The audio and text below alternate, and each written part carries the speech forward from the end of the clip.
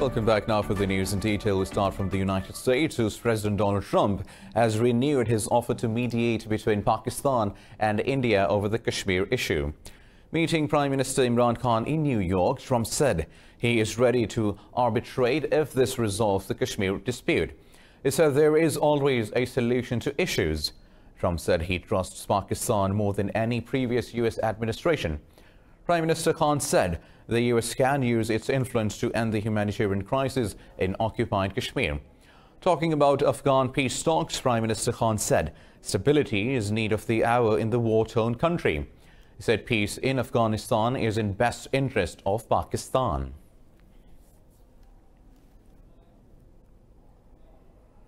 Now, for more on this, we are joined by Mr. Adil Najm, a political analyst from US. Thank you very much for your time, Mr. Najm. So, Mr. Najm, President Donald Trump has lauded Prime Minister Imran Khan, saying he is a great man. He is a great leader of Pakistan, but he also admired Prime Minister Modi in his rally the other day. So, is he trying to be a good mediator?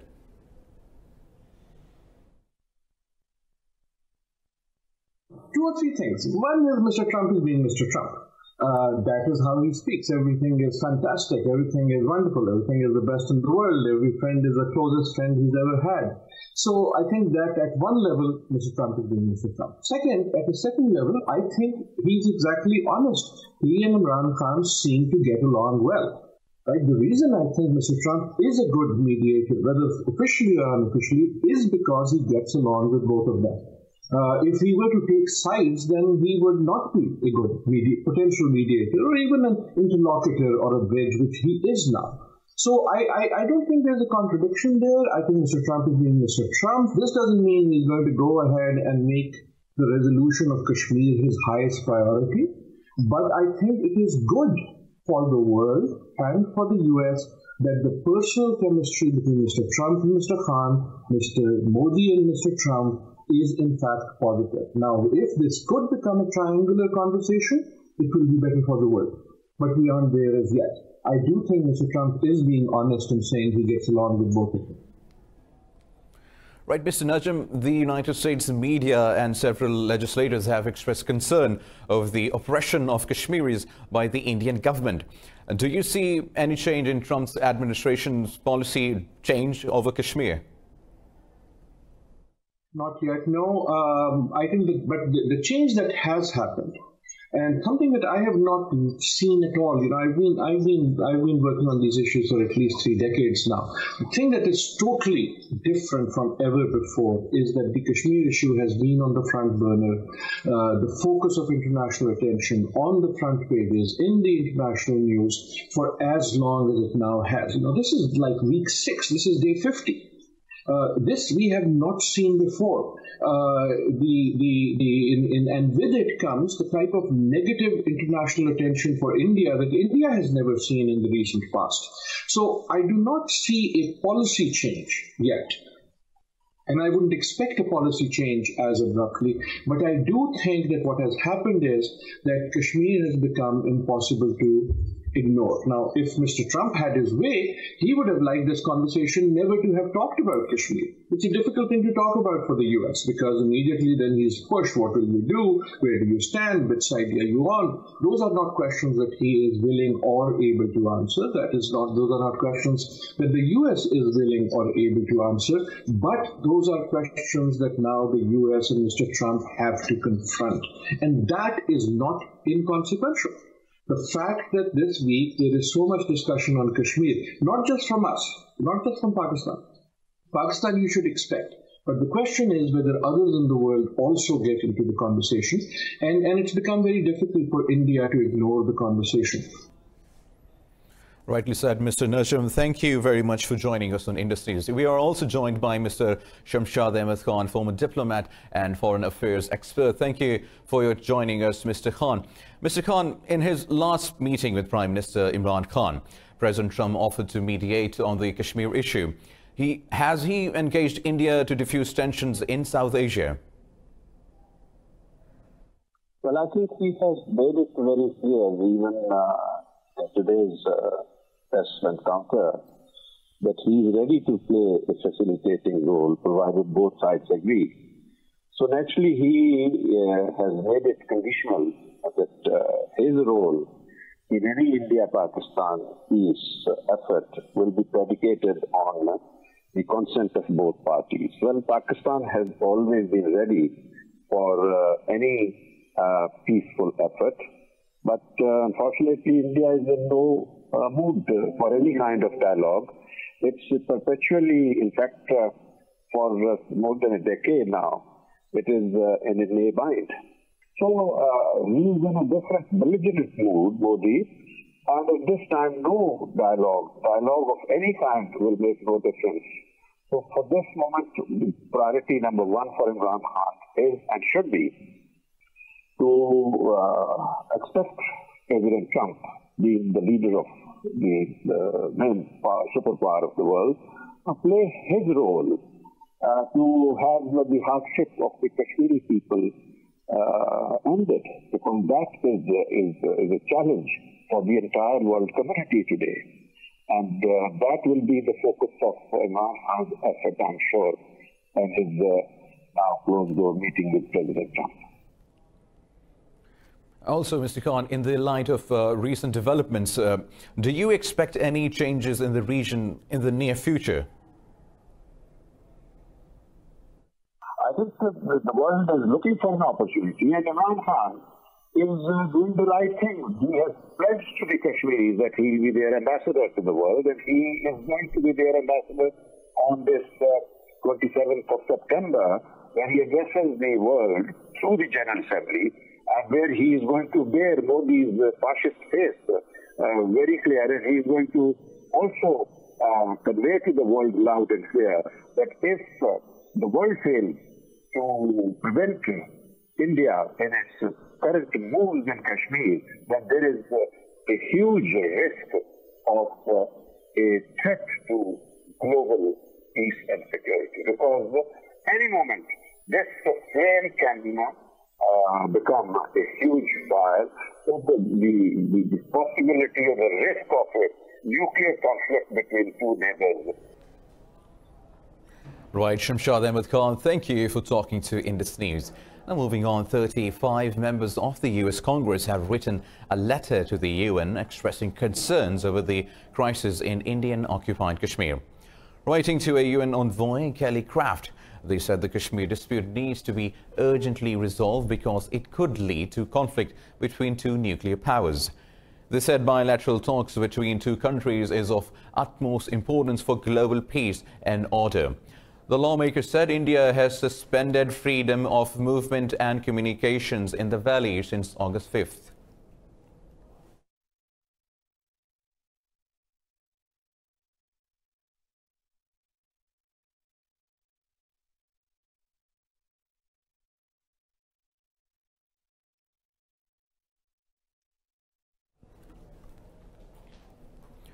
The police chief of Indian-occupied Kashmir, Dilbagh Singh, has admitted the situation in the valley is not normal.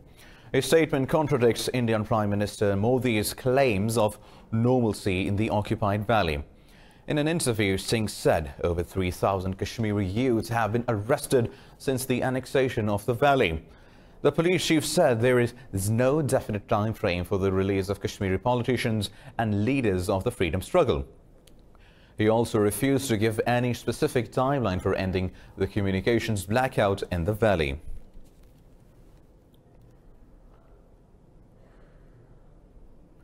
Moving on, France, Germany and the United Kingdom have blamed Iran for the recent airstrikes on Saudi oil installations. In a joint statement, the three governments said there is no other plausible explanation for the incident. The trio said they will support the ongoing investigation into the attack because it increased the risk of a major conflict. They said the airstrike underlines the importance of a political solution to the continuing conflict in Yemen.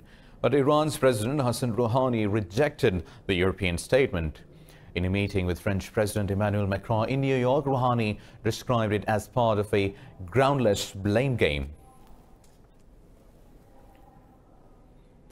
In Libya, 20 UN-backed government troops have been killed in airstrikes by eastern forces south of the capital, Tripoli. An information office statement says fighter jets targeted government positions in the Hira area. For the second day in a row, heavy fighting broke out between the Libyan army and Khalifa Haftar's forces. The Libyan Air Force targeted Haftar's troops in the cities of Sabia and Souq al-Khamis. Libya's government of national accord claims it killed senior leaders of Haftar's forces in the airstrikes. For over 5 months, Tripoli has been caught in a vicious war between UN-backed government and Haftar's army. Meanwhile, in Egypt, over 500 people have been arrested after a rare outbreak of protests against President Abdel Fattah el-Sisi over the weekend. Thousands staged demonstrations in cities and towns across the country demanding el-Sisi's resignation in a defiance of a government ban. The Egyptian authorities also detained an award-winning human rights lawyer after she attended a judicial investigation into the arrest of protesters. The demonstrations followed accusations of presidential corruption by self-exiled Egyptian businessman Mohammed Ali, who demanded his removal. El-Sisi has called the allegations lies. Such demonstrations have been rare in Egypt since protests were effectively banned after the military staged a coup in 2013. Now some news from Iraq, where 2 mortar shells have landed near the US embassy in Baghdad. Iraqi security officials say no casualties were caused by the attack.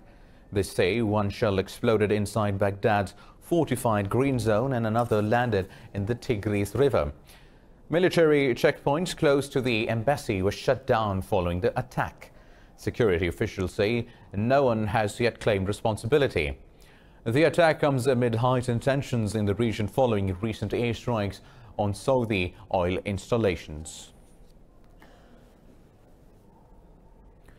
Iraq's Prime Minister Adil Abdul Mahdi says his country will join China's Belt and Road Infrastructure project. Abdul Mahdi met Chinese President Xi Jinping during a state visit. President Xi says Beijing is ready to align its Belt and Road initiative with Iraqi reconstruction.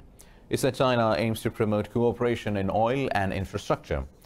Abdul Mahdi said Iraq has been through war and civil chaos and is grateful for China's support. The Chinese state news agency says trade between China and Iraq last year was worth $30 billion.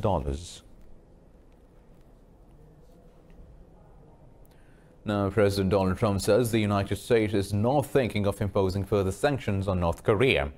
Meeting with South Korean President Moon Jae-in in New York, Trump said he is getting along very well with Pyongyang. The 2 leaders met on the sidelines of the 74th UN General Assembly. Trump said he has a good relationship with North Korea's leader Kim Jong-un and is not considering actions against Pyongyang at all. Both leaders discussed ways to achieve practical results in working level talks between the US and North Korea. President Trump said he would want to know the probable outcomes of a 3rd summit with Kim before agreeing to it.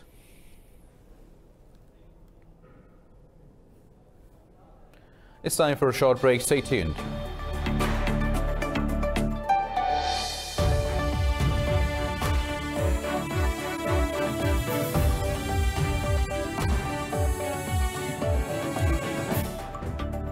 Welcome back. The United Kingdom Supreme Court will make its ruling in a case challenging Boris Johnson's 5-week suspension of Parliament later today.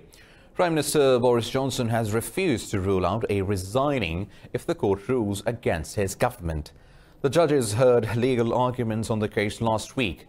Previously, the London High Court had dismissed an action brought against the prorogation of the House of Commons. But the court in Scottish ruled the suspension was illegal. If the Supreme Court judgment goes against Johnson, Parliament could be reconvened immediately. The government has said it will abide by the ruling of the Supreme Court. 5 EU countries have agreed to accept migrants safe from the Mediterranean. The deal is meant to take pressure off the southern European states. Interior ministers from 4 EU countries met in Malta to sign the new deal on the migrants. The plan will be presented to interior ministers from all 28 EU countries. Officials were anxious to sign up as many states as possible to resolve the contentious issue. Maltese Interior Minister Michael Farrugia says all or most EU countries should take part in the dispersal of migrants. Perugia was joined at the meeting by his counterparts from Italy, France, Germany and Finland. After a year on the streets, it was Greta Thunberg's moment at the UN Climate Summit. On the world stage, the 16-year-old, in a raw, emotional speech, asked the world leaders, "How dare you?" This report has more. Since landing on the US shores on a sailing yacht in August, the Swedish teen has shed light on the disastrous consequences of unchecked climate change. With a rousing speech, she questioned the legitimacy of solutions that have already been put forward. For more than 30 years, the science has been crystal clear.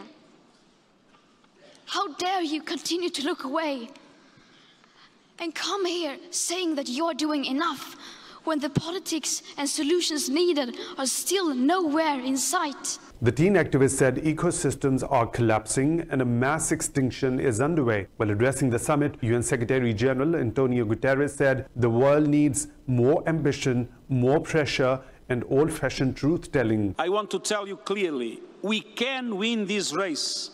You can count on me to be on the front lines, pushing and prodding for climate action every step of the way. Thank you.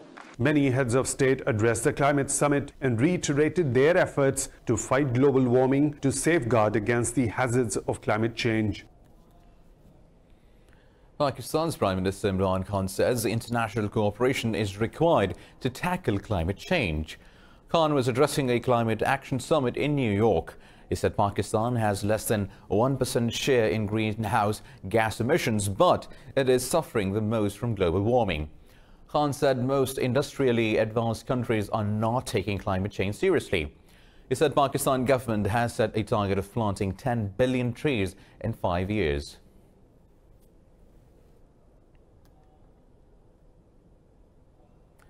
Now, at a secretive research institute in Western Japan, Robotics are fine-tuning technology in an attempt to blur the line between man and machine.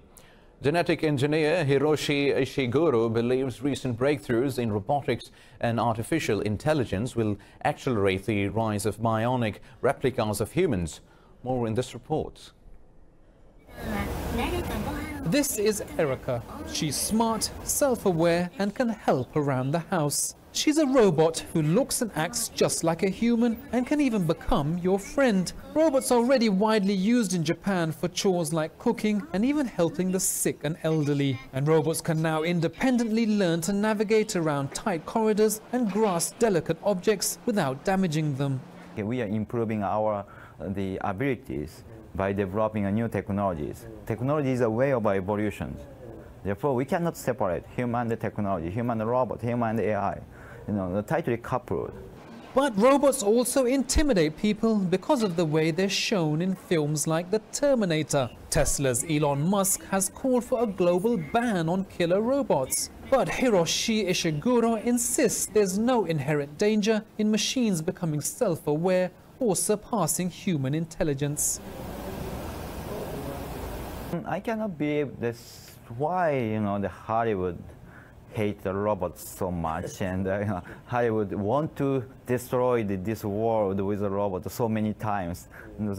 It seems crazy. The research group's ultimate goal is to see robots become a useful part of society. But will robots feature prominently in our future? Well, Hiroshi thinks the era of intelligent robots has already begun. A huge exhibition at the Musée d'Orsay Opera in Paris brings the renowned French artist Degas' obsession with dance and movement center stage. The show reveals that Degas hardly ever sketched in theatre. Instead, his behind-the-scenes masterpieces are a brilliant illusion of thoughts. More in this report. 20th century artist Degas used paint, pastel, pencil, even wax to offer a realistic glimpse of the rehearsal rooms where girls struggle to become queens of the stage. It has always been assumed that Degas worked behind the stage to produce his staggering pictures of its dancers. But actually, it revealed later that all his masterpieces were only a brilliant observations and imaginations. Henri Lauret, chief curator at the Musée d'Orsay, said all his scenes of opera are imaginary. Degas' study was not only about the dancers, it is also its relationship with opera in general. The institution, the building itself, the people who inhabit it, the dancers, the musicians. It affects the way he includes figures in the scenery. At the ballet, Degas found a world that excited both his taste for classical beauty and his eye for modern realism. As he became part of this world of pink and white, so full of tradition, he invented new techniques for drawing and painting it. It's not about what's on the stage, it's not about spectacle. He does very few paintings of performances, very few paintings of the audience.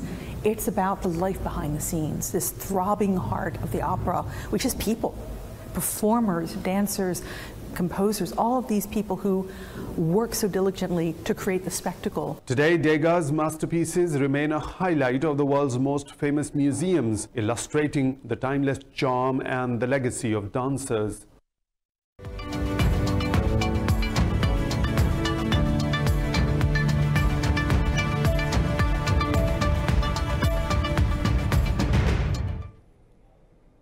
In business stories now, Asian markets have crept up on cautious optimism about trade between the US and China next month.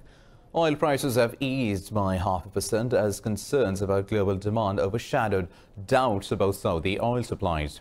Stock markets gains have also been restrained by mixed manufacturing data coming out of the US and Germany.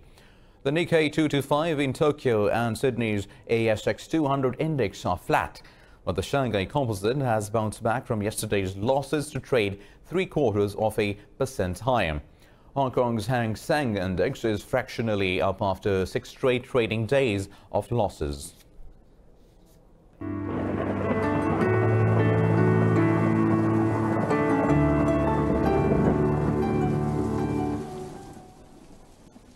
Now let's have a look at the weather update.